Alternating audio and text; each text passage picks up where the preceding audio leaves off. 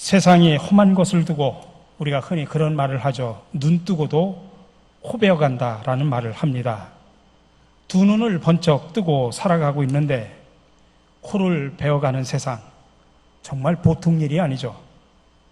근데 사실은 더 큰 일은 두 눈을 멀쩡하게 뜨고 있는데도 자기 자신을 통째로 잃어버리고 있다는 사실입니다. 근데 그것보다도 사실은 더 크고 정말 중요한 일은 이렇게 두 눈을 가지고 살펴보는데도 코 베어가는 것을, 자기 자신을 통째로 잃어버리고 있다는 것을 내 스스로 알지 못한다는 사실입니다.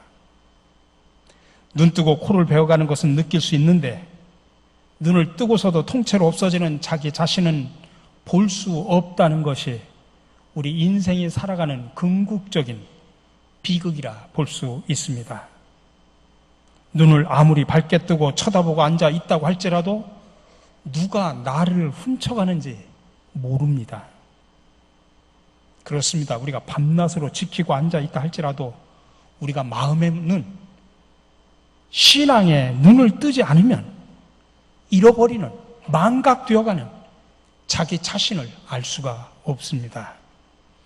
그러나 우리가 신앙의 눈을 뜨고 있으면 통째로 이루어져 가는, 우리의 망각되어가는 우리 자신을 제대로 볼 수가 있습니다.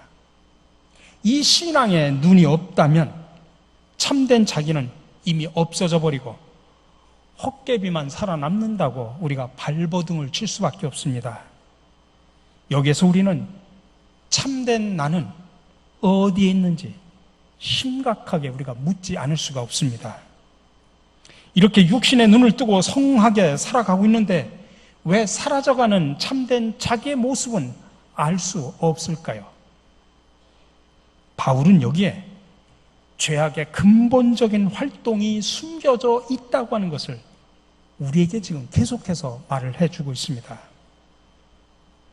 여름만 되면 가끔 우리나라에 태풍이 올라오죠. 올해는 태풍이 없어서 참 무더웠습니다만은 올해도 역시 일본에는 자주 태풍이 불어 닥쳤습니다. 얼마 전에도 큰 태풍이 강타를 했죠. 근데 요즘은 인공위성이 발달을 해가지고 어디에서 태풍이 생기는지, 얼마나 빠른 속도로 얼마나 위력을 가지고 몇 시에 도착을 한다고 하는 것까지 거의 정확하게 알아냅니다. 그래서 각 지방에 사는 사람들도 얼마나 무서운 태풍이 언제쯤 우리 지역, 우리 집을 스쳐갈지 거의 예측을 할 수가 있습니다. 그래서 막 문을 다시 붙이고 또 꽁꽁 닫고 모든 것을 다 준비를 해놓습니다. 근데 태풍이 불어 닥치니까 자기의 일생을 바쳐서 만들어 놓았던 모든 것이 그냥 하루아침에 태풍에 날아가는 것을 보면서 우리는 아무런 손을 쓸 수가 없습니다. 이렇듯 떠내려 가고 있는 그런 자기 자신, 사라져 가고 있는 자기 모습, 이뤄져 가고 있는 자기 본래의 자기, 죄악의 폭풍 속에서 휘말려 떠내려가는 본래 자기 자신을 우리가 뻔히 보면서도 육신의 손과 눈을 가지고서는 아무것도 해낼 수 없다고 하는 것이 바로 인간의 비극입니다. 참된 자기 자신은 죄악의 폭풍 속에서 휘말려 지금 사라져 가고 있는데 헛개비 같은 이 육신 가지고는 아무리 발버둥을 쳐도 참된 나를 붙잡을 수가 없습니다. 그래서 오늘 사도 바울은 24절에서 이렇게 부르짖습니다. 새번역 성경으로 말씀을 드립니다. 아, 나는 비참한 사람입니다. 누가 이 죽음의 몸에서 나를 건져 주겠습니까? 그렇게 지금 울부짖고 있습니다. 여러분, 우리가 살아가면서 죄악의 폭풍을 경험해보지 않은 사람은 아무도 없을 것입니다. 근데 그 죄악과 싸움을 벌이자마자 일찌감치 두 손 두 발 들고 항복해버리는 사람이 있습니다. 죄악의 폭풍 속에서 항복하고서 날 잡아 드십시오 하고 한번 제대로 저항해보지도 못하고 자기를 내팽개쳐버리는 그런 인생이 있습니다. 정말 이런 사람들은 인간다운 고민, 신앙인으로서의 참된 고민을 해볼 여유조차 없이 그냥 자기를 잃어버리고 마는 것입니다. 그러나 조금이라도 나의 모습, 나의 삶을 면밀히 살펴보면서 이렇게 사는 것이 정말 과연 내가 사는 것인가? 내가 이렇게 살려고 내가 정말 이 세상에 태어났는가? 이렇게 고민을 한 번쯤 해본 사람들이라고 하면 본래적인 자기 자신은 어쩔 수 없는 존재라고 하는 그 무기력의 탄식이 저절로 나올 수밖에 없습니다. 여러분, 우리는 믿음의 길을 걷는 사람들입니다. 그러나 하나님과 함께 사는 나, 동시에 죄악과 함께 사는 나 사이에 우리는 존재하고 있습니다. 그래서 사도 바울은 하나님의 법, 죄악의 법을 따른다고 이야기를 하지 않습니까? 극과 극을 달리는 스스로의 싸움을 경험하면서 살아가면 살아갈수록 우리는 사도 바울처럼 나는 비참한 사람입니다. 누가 이 죽음의 몸에서 나를 건져 주시겠습니까? 라고 그렇게 부르짖을 수밖에 없습니다. 여러분, 살아가는데 고민 없이 살아가는 사람이 어디 있습니까? 걱정, 근심, 염려 없이 살아가는 사람 한 사람도 없습니다. 어떤 형편이든지 다 고민하면서 살 수밖에 없습니다. 우리가 살아가는 고민 중에 제일 큰 것이 여러분 뭐라고 생각하십니까? 아마 몸이 약해서 더 고민할 수도 있습니다. 물질적인 어려움 때문에 고민하는 사람들도 있을 것입니다. 내 명예와 내 지위가 추락하는 것 때문에 고민하는 사람들도 있을 것입니다. 어느 것 하나 살아가면서 고민거리가 아닌 것이 없습니다. 건강을 잃어버리고 있는데 좋다고 말할 사람 있겠습니까? 물질적으로 지금 당장 힘들고 어려운데 좋다고 말할 사람 누가 있겠습니까? 자기 지위와 명예가 지금 땅에 떨어져 가고 있는데 고민 없이 살 사람이 누가 있습니까? 우리는 이런 것들을 두고 우리는 모두가 고민할 수밖에 없습니다. 근데 여러분, 세상 사람들이 똑같이 하는 이 고민, 그 고민으로 여러분 머물러서는 안 됩니다. 우리는 기독교인으로서 한 가지 더 중요한 고민을 해야 됩니다. 그것은 우리가 이런 인생살이에 고민하는 것만큼 내가 기독교인으로서 살아가는 것에 대해서 여러분 고민을 해보신 적 있습니까? 내가 예수를 믿는다고 하는 것이 무엇을 의미하는지, 내가 예수님의 참된 제자로 살아가는 것이 무엇인지, 내가 그리스도인이라고 하는 것이 무엇인지 여러분 고민하면서 살아보신 적 있으십니까? 여러분, 믿는 사람과 믿지 않는 사람의 차이가 뭡니까? 그런 고민하지 않으면 아무런 차이가 없습니다.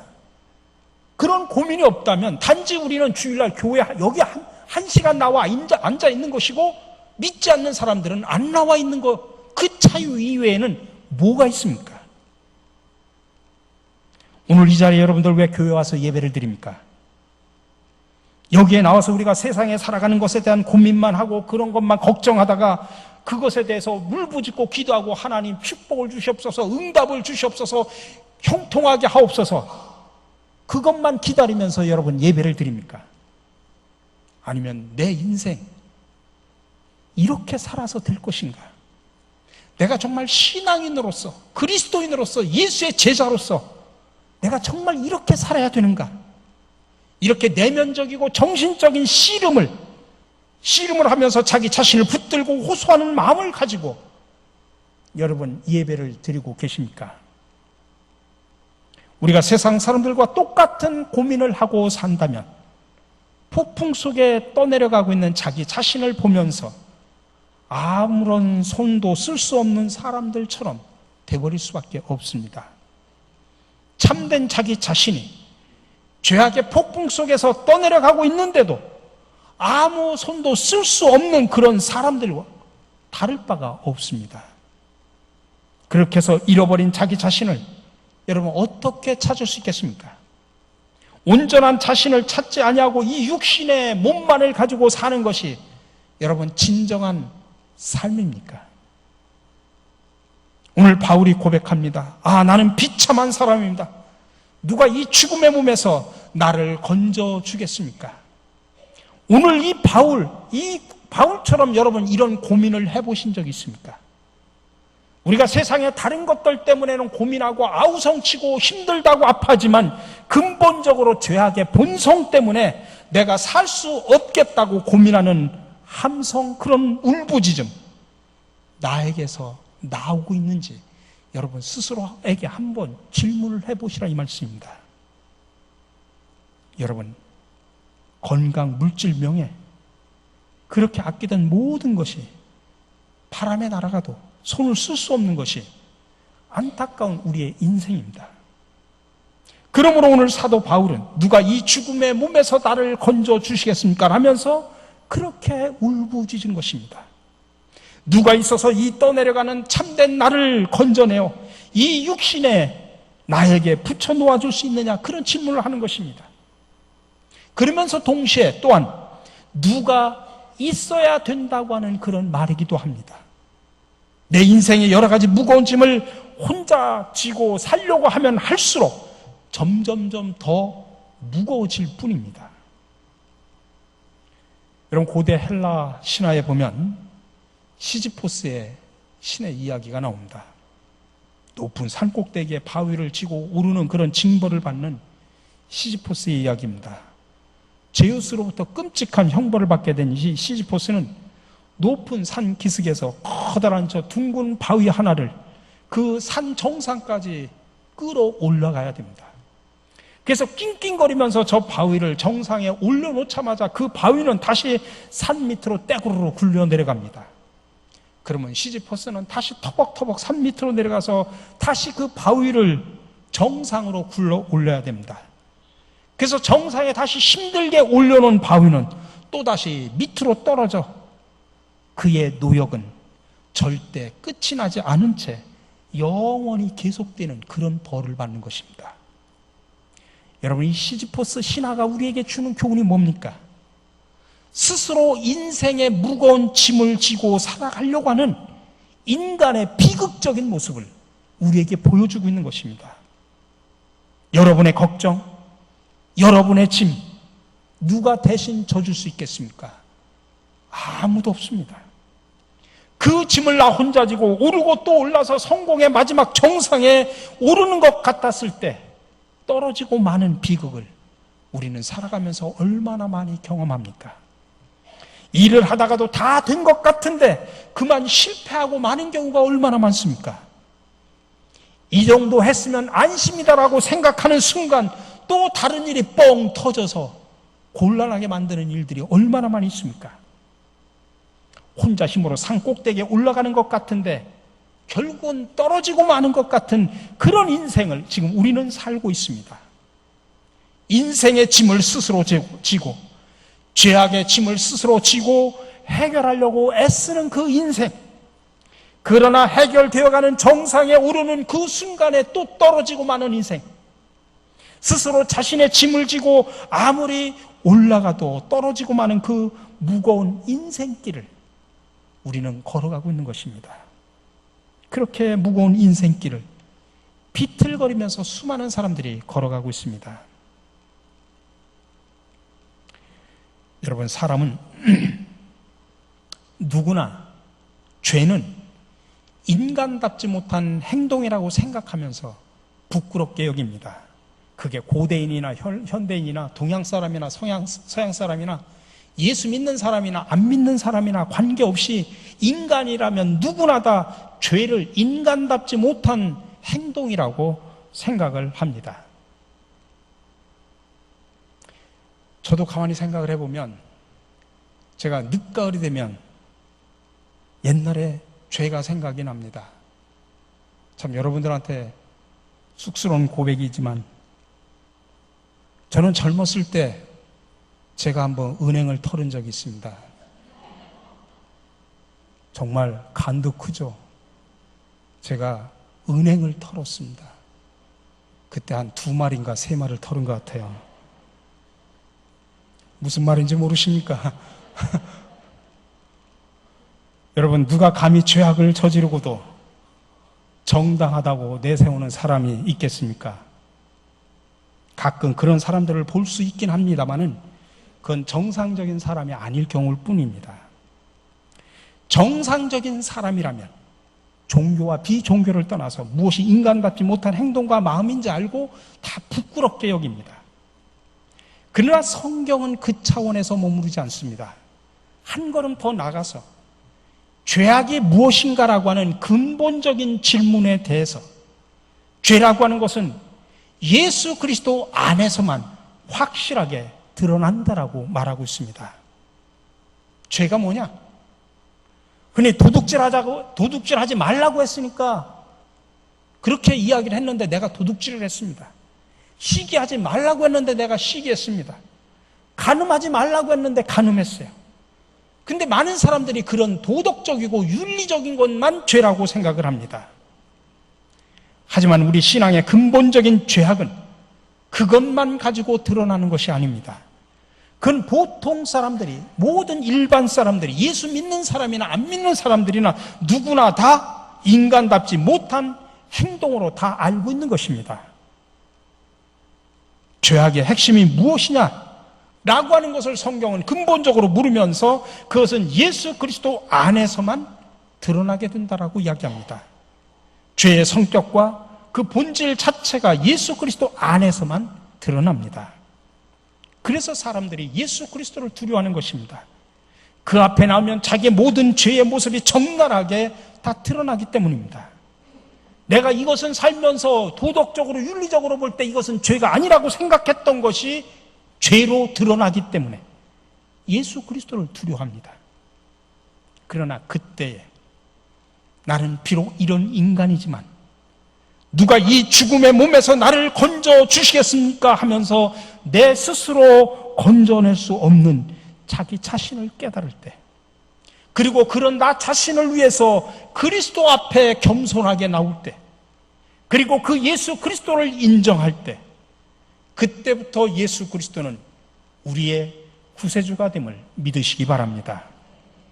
칼 바르트라고 하는 신학자는 이 부분에 대해서 한 걸음 더 나가서 이렇게 표현을 했습니다. 참 말을 어렵게 표현을 했습니다.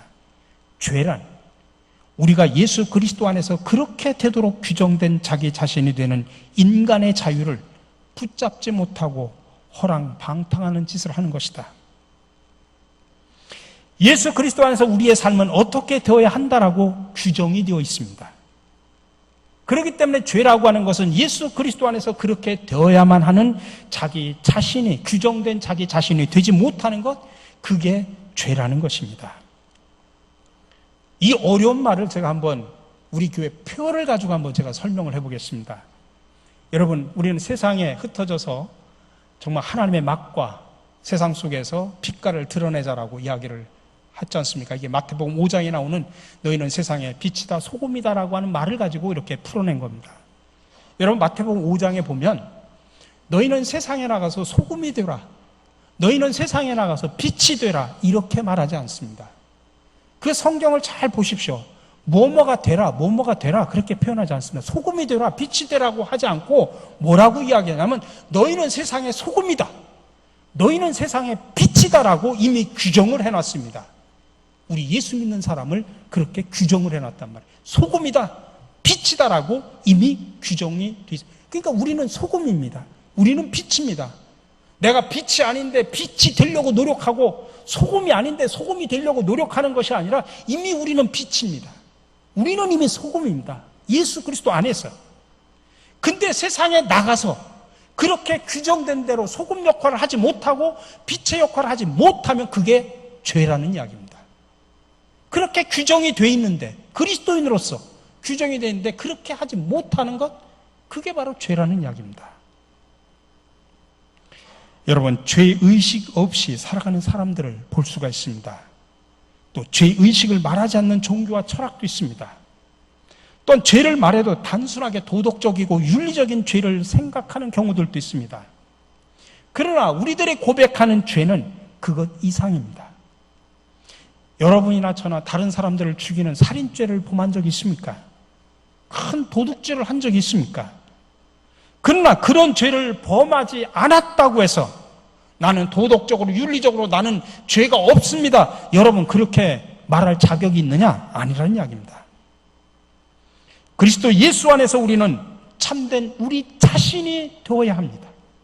우리는 그리스도인으로서 누구나 어떤 인간이 되어야 한다는 것이 이미 그려져 있는데, 빛이라고 소금이라고 그려져 있는데, 그렇게 되지 못한 자기 자신, 여기에 바로 죄의 본질이 있다는 이야기입니다. 안타까운 일은 우리가 오래 믿고 잘 믿고 그렇게 신앙생활을 한다고 해서 과연 내가 그리스도 안에서 그렇게 되어지도록 규정된 그런 인간의 자리에 서 있는가 하는 것을 심각하게 물어보지 못할 때가 참으로 많이 있습니다.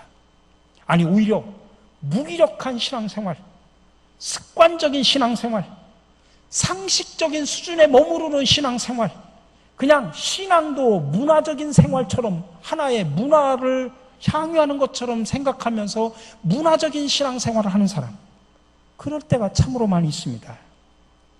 그러나 우리는 예수 그리스도 안에서 마땅히 되어야 할 인간이 되지 못한 자기 자신을 부둥켜 안고 씨름하고 고민하는 그런 인생이 되어야 합니다. 잃어버린 나를 발견하고 스스로 건질 수 없는 인생의 짐을 지면서 호소하는 인생이 되면 될수록, 적어도 이렇게 고민하면 할수록 예수 그리스도께서는 우리에게 더욱더 가까이 찾아오고 계시다는 사실을 여러분들 믿으시기 바랍니다. 이제 예수 그리스도를 나의 하나님, 나의 참된 모습이 되시는 주님으로 고백한다면 그리스도 안에서 하나님을 만나고 참된 자기의 모습을 만날 수가 있습니다.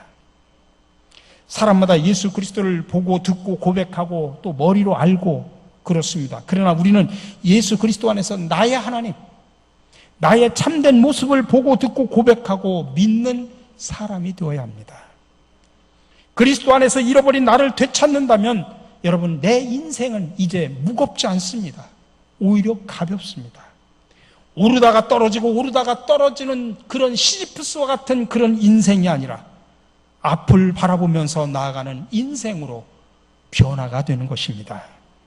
바로 여기에 하나님께서 우리의 죄악에서 잃어버린 나를 찾게 하시는 놀라운 은혜가 있음을 믿으시기 바랍니다. 이 로마서 7장 전체는 우리 인간의 모습을 그려주면서 동시에 하나님의 자유와 은총으로 결론을 맺고 있습니다. 적어도 우리들은 이런 기독교 진리쯤은 안다고 자부할 수 있습니다. 그러나 한 가지 우리가 잊지 말아야 될 것은, 우리가 그런 기독교 진리를 아무리 훌륭하게 머리로 안다고 할지라도 잃어버린 나를 찾지 않는다면 여러분, 다 소용이 없습니다. 내가 직접 죄악의 폭풍 속에서 잃어버린 나를 찾아서 고민하지 않고 잃어버린 나를 어떻게 하면 찾았을까 하는 그런 고뇌에 찬 그런 질문을 하지 않는다면, 우리들이 아무리 잘 정리된 해답을 듣는다고 할지라도, 목사님이 이런 정답 저런 정답을 성경이 그런 정답을 이야기한다고 할지라도 아무 소용이 없습니다. 다른 사람들이 믿는 예수 그리스도, 그것이 아무리 정답으로 보여지는 예수 그리스도라고 할지라도 내 질문과 내 고민을 묻지 않는다면 그 나의 하나님, 나의 참된 모습으로서의 예수 그리스도가 될 수가 없습니다. 우리는 가끔 집회를 통해서 다른 사람들의 간증을 많이 듣죠. 어떤 체험을 했고 어떤 고백을 하면서 또 어떤 간증을 합니다. 참 때로는 우리가 신앙적으로 도전을 받기도 합니다. 그러나 중요한 것은 그것은 그가 만난 예수입니다.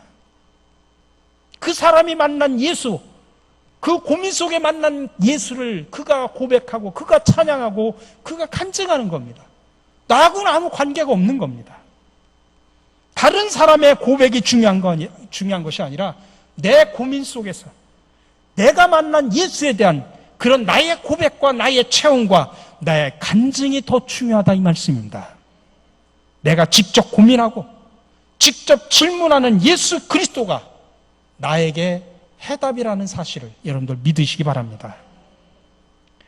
그러니 우리가 아무리 무거운 인생길을 걸어간다고 할지라도 내가 만난 예수와 함께 걸어가는 그 인생길은 하나님이 은총으로 이끄는 길이기 때문에 우리는 가벼울 수밖에 없습니다. 그래서 수고하고 무거운 짐을 지닌 자들아 다 내게로 오라고 말씀하십니다.